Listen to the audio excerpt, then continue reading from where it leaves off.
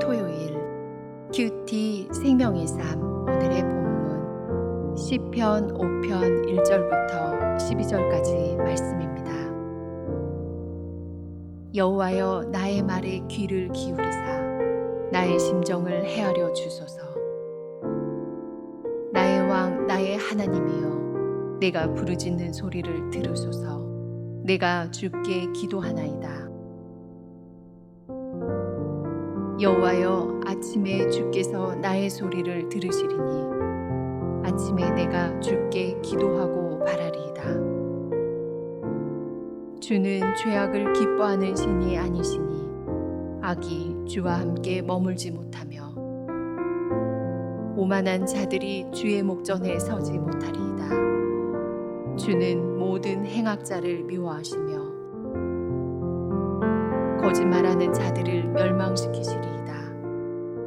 여호와께서는 피 흘리기를 즐기는 자와 속이는 자를 싫어하시나이다. 오직 나는 주의 풍성한 사랑을 힘입어 주의 집에 들어가 주를 경외함으로 성전을 향하여 예배하리이다. 여호와여, 나의 원수들로 말미암아 주의 의로 나를 인도하시고 주의 길을 내 목전에 곧게 하소서. 그들의 입에 신실함이 없고 그들의 심중이 심히 악하며 그들의 목구멍은 열린 무덤 같고 그들의 혀로는 아첨하나이다. 하나님이여, 그들을 정죄하사 자기 꾀에 빠지게 하시고 그 많은 허물로 말미암아 그들을 쫓아내소서. 그들이 주를 배역함이니이다.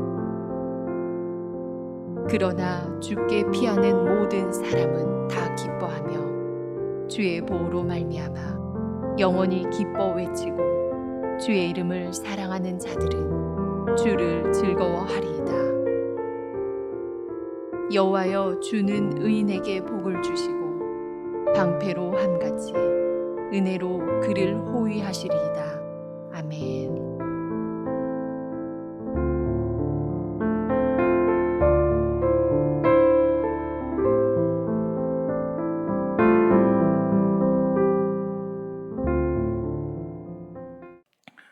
오늘 우리가 읽은 시편 5편 말씀은 4편과 같이 악인들이 거짓말을 하고 속이고 악한 말로 다윗을 모함하는 상황 속에서 다윗이 하나님께 부르짖으며 도움을 구하는 내용의 시편입니다. 다윗은 1절에서 3절에서 자신의 기도에 귀를 기울여 응답하여 주시기를 하나님께 탄식하면서 요청합니다. 다윗의 간절한 마음을 본문에 이렇게 표현하고 있습니다. 1절에 귀를 기울이사 나의 심정을 헤아려 주소서. 2절에 내가 부르짖는 소리를 들으소서. 3절에 나의 소리를 들으시리니. 이러한 다윗의 고백은 고통스러운 상황 속에서 얼마나 절박한 심정으로 하나님께 부르짖었는지를 반복적으로 보여줍니다. 여러분, 우리가 살다 보면 한숨 짓는 일들이 많이 생기게 됩니다. 사무엘상 20장 3절 말씀에 다윗이 요나단에게 이런 말을 합니다. 다윗이 또 맹세하여 이르되 내가 내게 은혜 받은 줄을 내 아버지께서 밝히 알고 스스로 이르기를 요나단이 슬퍼할까 두려운즉 그에게 이것을 알리지 아니하리라 함이니라. 그러나 진실로 여호와의 살아계심과 내 생명을 두고 맹세하노니 나와 죽음 사이는 한 걸음뿐이니라. 나와 죽음 사이는 한 걸음뿐이니라. 우리가 잘 아는 것처럼 다윗과 요나단은 절친한 친구 사이였습니다.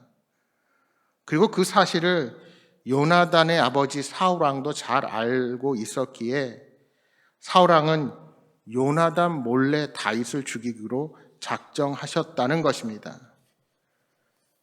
그것을 다윗은 나와 죽음의 사이는 한 걸음뿐이라고 고백하고 있는 것입니다. 다윗은 이와 같은 죽을 고비를 여러 번 넘기면서 마치 자신과 죽음이 한 걸음 사이처럼 여겨지는 경우를 자주 당했습니다. 그런데 그럴 때 다윗이 취한 행동이 무엇입니까? 그는 아침마다 하나님께 나아가 부르짖으며 간청했습니다. 그래서 그는 나의 하나님이라고 부를 정도로 하나님과의 깊은 관계를 누리고 있었습니다. 여러분, 우리가 하나님께 나아가 괴로움을 하소연할 때 하나님은 우리의 한숨을 기쁨으로 바꿔주시는 분이십니다. 힘든 일을 만날 때 하나님께 부르짖고 기도할 수 있다면 그 사람이 진정 행복한 사람인 것입니다. 4절에서 6절 말씀입니다. 주는 죄악을 기뻐하는 신이 아니시니 악이 주와 함께 머물지 못하며 오만한 자들이 주의 목전에 서지 못하리이다. 주는 모든 행악자를 미워하시며 거짓말하는 자들을 멸망시키리이다. 여호와께서는 피 흘리기를 즐기는 자와 속이는 자를 싫어하시나이다. 하나님은 이 악인들을 심판하심으로 자신이 의로운 존재임을 나타내시는 분이십니다. 또한 죄를 기뻐하지 않으시기에 악의 길에 있는 사람에게 절대로 속는 분이 아니십니다. 5절에 오만한 자들은 교만해서 하나님을 신뢰하지 않고 자기 스스로를 의지하여 제멋대로 사는 자들을 의미한다 할 수 있습니다. 자기 멋대로 살아가니 하나님이 필요 없는 자들입니다. 또한 하나님은 거짓말하는 자, 잔인한 자, 속이는 자를 싫어하십니다. 이런 이들은 자신의 이익을 위해서 남에게 피해를 주는 자들입니다. 따라서 우리가 죄를 멀리할 때 그때 하나님은 우리의 기도를 들으십니다. 결국 다윗을 대적하는 악인들은 다윗의 대적이 아니라 하나님의 뜻을 따르지 않고 하나님을 거역하는 자들입니다. 7절은 이렇게 고백합니다. 오직 나는 주의 풍성한 사랑을 힘입어 주의 집에 들어가 주를 경외함으로 성전을 향하여 예배하리이다. 여기 주의 집과 성전은 솔로몬의 성전이 아니라 예루살렘에 있는 장막, 곧 하나님이 거하시는 하나님의 임재가 있는 곳을 뜻한다 할 수 있습니다. 다윗은 살아계신 하나님의 존전에서 경외함으로 하나님을 예배합니다. 이는 그가 하나님을 대적하는 악인들과는 대조적인 삶을 살고 있음을 우리에게 보여줍니다. 악인들은 스스로를 의지하고 하나님을 대적하는 삶을 살아가지만 다윗은 예배자로서 하나님께서 계시는 곳에 거하며 하나님의 뜻을 구하고 하나님을 가까이 하는 삶을 살았던 것입니다. 이제 다윗은 8절에서 하나님이 의로 인도해 주시기를 간구합니다. 여호와여, 나의 원수들로 말미암아 주의 의로 나를 인도하시고 주의 길을 내 목전에 곧게 하소서. 다윗은 자신을 지켜보는 불의한 원수들로부터 구원받기 위해 오직 하나님의 의로운 길로 인도해 달라고 요청합니다. 왜 그렇게 청하고 있습니까? 9절입니다. 그들의 입에 신실함이었고 그들의 심중이 심히 악하며 그들의 목구멍은 열린 무덤 같고 그들의 혀로는 아첨하나이다. 여러분, 우리 성경에는 번역되어 있지 않지만 원어 성경에 보시면 9절을 왜냐하면의 접속사 키로 시작하고 있습니다. 다윗의 원수들이 입, 심중, 목구멍, 혀를 사용하여 얼마나 많은 말로 죄를 짓는지를 나타내는 겁니다. 그들은 믿지 못할 거짓말을 말하고 악한 마음을 먹으며 말로 사람을 파멸과 죽음에 이르게 하는 자들입니다. 또한 겉으로는 부드러운 아첨의 말을 하지만 마음속에는 악을 담고 있는 것입니다. 따라서 시인 다윗은 10절에 의로운 왕이신 하나님이 재판관으로 그들의 악한 꾀와 허물과 하나님의 반역한 범죄를 심판해 달라고 간구합니다.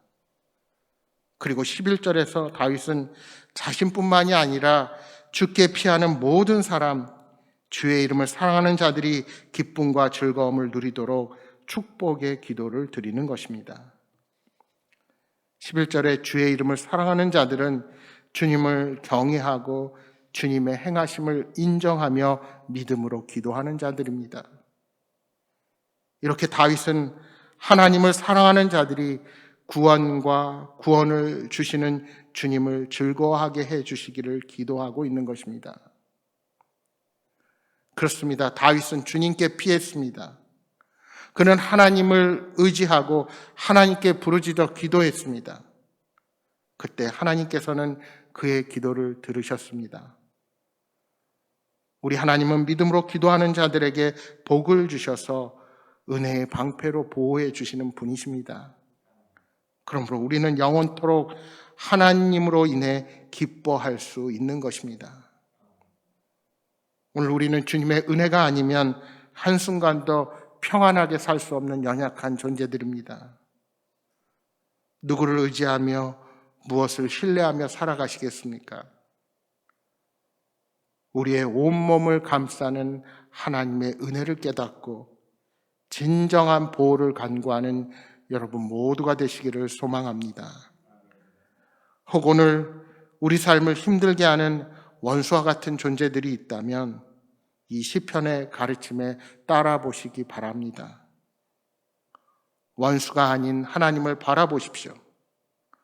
악한 사람들의 말에 절망하지 말고 선하게 우리를 인도하시는 하나님을 묵상하며 그분을 더욱더 신뢰하시기 바랍니다. 그분을 신뢰하며 경배할 때 어느 순간 원수와 같은 존재들이 우리 마음속에서 사라지는 것을 경험하게 하실 것입니다. 사랑하는 여러분, 오늘 하루도 하나님과 동행하며 참된 기쁨 가운데 살아가시는 복된 하루가 되시기를 주님의 이름으로 축복합니다.